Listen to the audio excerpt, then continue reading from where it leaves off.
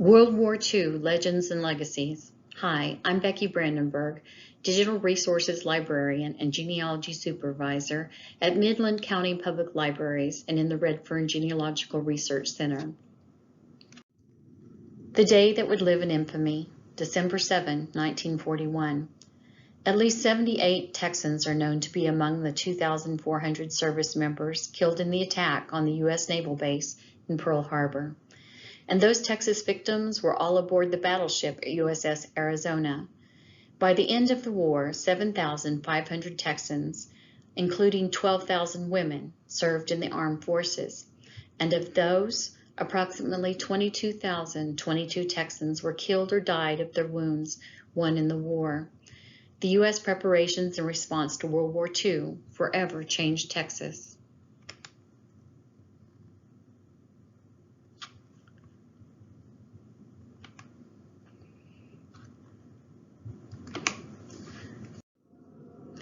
In the months and years before Pearl Harbor, sleepy towns on the West Texas plains were already sprouting new military training bases, munitions plants, aircraft, and naval manufacturing. Places like Odessa, Texas City, San Angelo, and Lubbock's populations soon expanded with new recruits and civilians looking for work. Over the course of the war, more than 500,000 Texans relocated from rural abodes to Texas City.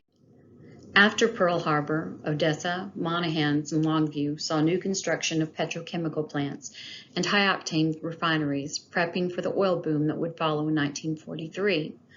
Ector County grew by tenfold between 1930 and the 1940 census, leaping from a population of 3,958 to more than 42,000, and by 1950 it had more than doubled again to 90,995. Ector County's growth far outpaced Midland County, which over the same period went from 8,005 in 1930 to just short of 26,000 by 1950. Cotton production had consolidated and briefly made a comeback as king of crops, clothing our allies before the U.S. joined the fray. Demand for food crops and stock drove prices up, and then a devastating flood in 1942 set back production.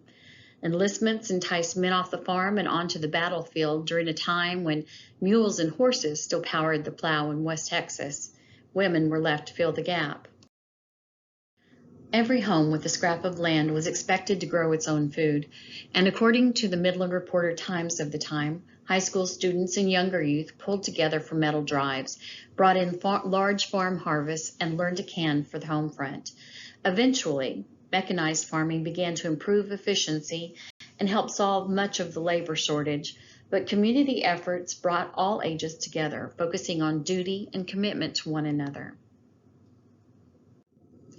Connected by rail, the state's oil, beef, raw materials, minerals, and men deployed across 22,000 miles of track, moving over 91 tons of freight and 5 million passengers in 1941.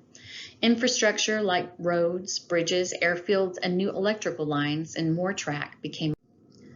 Early on, Midland businessmen, anticipating an opportunity, used WPA funds to construct a municipal airport. Then they leased it to the government for $1 per year, while the Army constructed Midland Army Airfield nearby. The world's largest bombardier school at the time opened in September of 1942 and trained 6,627 bombardier officers from all over the world by January 1946. Post-war, the airfield would evolve to become Midland International Airport. Marfa and Big Spring also benefited from the surge that saw 65 airfields paved for military planes. Between 1942 and 44, hundreds of women volunteered to become Women Air Force Service Pilots, or WASPs, training in Sweetwater, Texas, just south of Abilene. Between 1942 and 44, 1,074 WASPs logged more than 60 million miles across 120 duty stations around the country, ferrying planes, towing targets, testing, and training the aircraft. In East Texas, Big Inch pipe was laid to move Texas oil to the Pennsylvania refineries. Texas produced 34.8% of U.S. domestic supply of petroleum in 42. 39.5% in 43. By region, that worked out to nearly 17 million barrels for West Texas. In communities and military bases all over the country, the battle for morale was a constant. The 12th Armored Hellcat Division at Camp Barkley in Abilene did its best with competitions, variety shows, community and Red Cross collaborations. The American Red Cross Blood Services began before U.S. involvement in World War II with a plasma program called Plasma for Britain.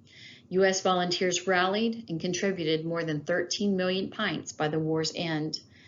Looking back, we can see it was the everyday Texans doing everyday things like farming, drilling, teaching, building, and soldiering that would eventually win the war.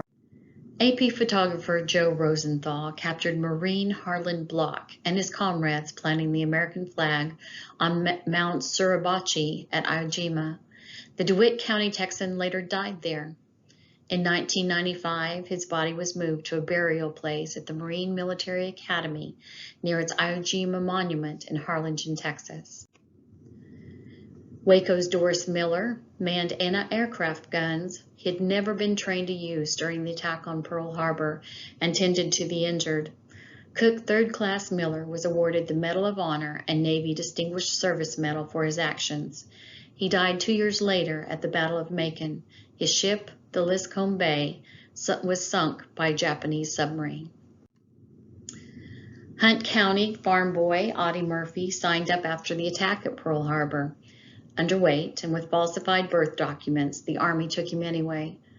Murphy eventually received every single military combat award winnable at the time, plus a few from the French and Belgian governments. His remains were later interred at Arlington National Cemetery. By the end of the war, 142 major military installations dotted the state. More than 750,000 Texans served in uniform, with a few rising to the highest levels of command. Admiral Chester W. Nimitz, General Dwight D. Eisenhower, and Colonel Ovida Culp Hobby. Tragically, more than 22,000 Texans gave their lives while in service during World War II. 33 Texans earned the Medal of Honor, 5 of which were of Latino descent. Learn more about World War II from the vets who flew, fought, drove, doctored, and nursed their way themselves by visiting the Library of Congress American Folklife Center at loc.gov/folklife.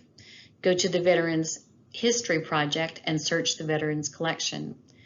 The National Archive also makes available state summaries of war casualties from World War II for the Navy, Marine Corps, and Coast Guard personnel, missing aircrew reports, those buried or lost at sea, soldiers missing in action, D-Day records, draft records, and other primary records from the period. I recommend a digital and in-person visit to the Texas Military Museum in Austin and the Museum of the American GI in College Station. The GI Museum's D-Day Day-by-Day exhibit offers a deep look at the 85 days of the Normandy campaign.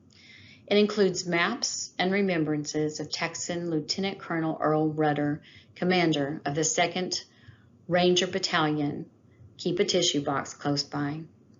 Between 1996 and 2009, 12th Armored Division Museum in Abilene worked with Abilene Christian University on an oral history project to collect and archive the rich remembrances of men and women who served in the 12th Armored Division, their wives or families, and some individuals who spent their war years at Camp Barkley as the military training personnel or civilian employees. I hope you've discovered something new on this very brief presentation of World War II and Texas contributions. We at the Redfern Genealogical Research Center are eager to help you research your World War II ancestor story. Please join us. We're open from 10 to 7, Monday through Saturday. You'll find Ancestry.com, newspapers.com, and Fold3 free on our computers. We also have several other databases you can access for free.